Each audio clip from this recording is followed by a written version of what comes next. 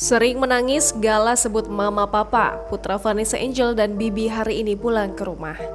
Kondisi Galaski Andriansyah kini makin stabil setelah menjalani operasi penjahitan kulit yang sobek di mata sisi kiri.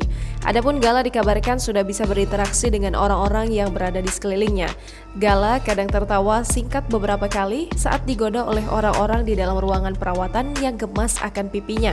Namun tak dapat dipungkiri, Gala beberapa kali masih terus merengek.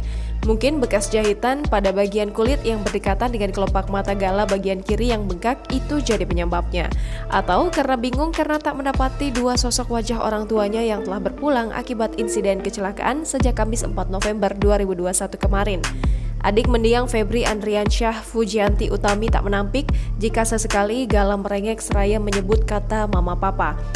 Namun, Fuji sapaan akrabnya lebih menganggap rengekan Gala itu disebabkan karena luka jahitan bekas operasi yang berlangsung pada Sabtu 6 November 2021 kemarin.